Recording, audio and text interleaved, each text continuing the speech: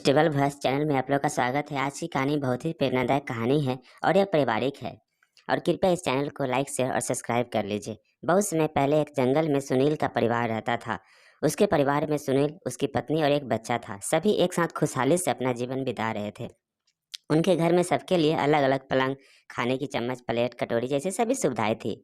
सुनील का घर भी बहुत सुंदर और सजा हुआ था, जिसे देखते ही हर कोई खुश हो जाता था। एक दिन सुबह सुबह सुनील के मन में नाश्ता करने से पहले सैर करने का ख्याल आया। सुनील के पूरे परिवार को यह बात पसंद आई, लेकिन तभी सुनील की पत्नी ने बताया कि उसने सबके पीने के लिए दूध गर्म कर दिया है। फिर उसने सोचा कि क्यों न दूध को सबके बर्तन में डालकर घूमने के लिए चला जाए। वापस आते वक्त दूध पीने लायक हो जाएगा। यह सोचते ही सुनील की पत्नी ने ऐसा ही किया और तीनों घूमने के लिए बाहर चले गए। दोनों सुनील पति पत्नी हाथों में हाथ डाले घूम रहे थे और उनका बच्चा भी उनके साथ मस्ती करता हुआ चल रहा था। कितना सुहाना दिन है, तीनों ने एक दूसरे से कहा।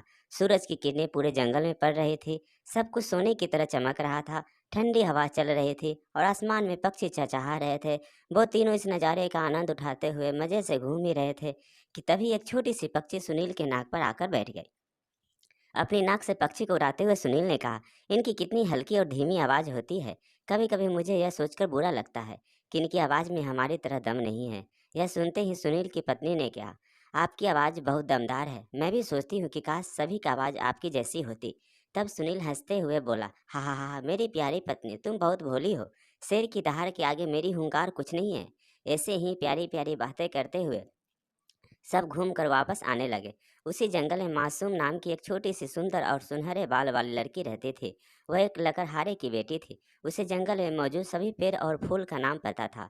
उसे पक्षियों से बातें करना और उनकी आवाज़ सुनना बहुत पसंद था। वह रोज अपने पेड़ पौधे और पक्षी से मिलने घने जंगल जाती थी। रोज की तरह आज भी मासूम जंगल गए। तभी उसको वहाँ सुनील का घर देखा। मासूम ने उनके घर के अंदर झांक कर देखा। सुंदर सा घर और बर्तनों में दूध देखकर उसे लगा कि यह किसका घर होगा, जहाँ दूध पीने वाला कोई नहीं है। यह सोचते ही उसने दरवाजे पर दस्तक दी और पूछा, घर में कोई है? जब घर से कोई आवाज़ नहीं आई तो वह अंदर चली गई। सर्दियों का दिन था और मासूम बहुत थक भी गई थी। इसी वजह से उसने तीनों बर्तनों में रखा दूध पीने की सोची। उन तीनों बर्तनों में सुनील के बच्चे के बर्तन का दूध सबसे स्वादिष्ट था। उसमें शक्कर मिली हुई थी और वह एकदम मीठा था। मासूम ने सुनील के बच्चे का दूध वाला बर्तन उठाया और वहां रखी छोटी सी कुर्सी पर बैठ गई और दूध पी लिया। वह कुर्सी सुनील के बच्चे की थी, इसीलिए मासूम का वजन नहीं झेल पाई और टूट गई। इसके बाद वह कुर्सी से उठी और ऊपर वाले कमरे में चली गई। उसने वहां 3 पलंग देखे। तीनों बहुत आरामदायक थे।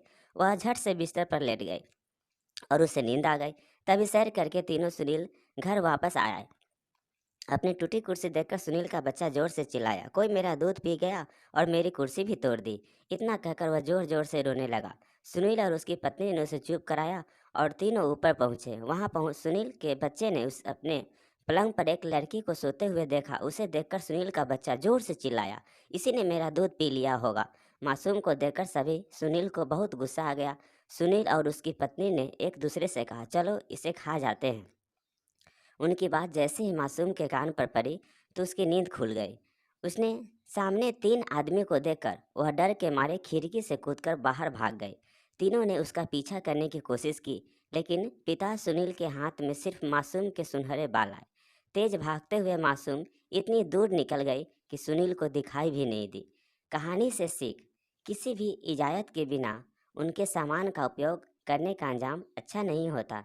कैसा लगा यह शॉर्ट मोटिवेशन कमेंट करके ज़रूर बताएं और चैनल पर नए हैं तो कृपया इस चैनल को लाइक शेयर और सब्सक्राइब कर लीजिए। Thank you.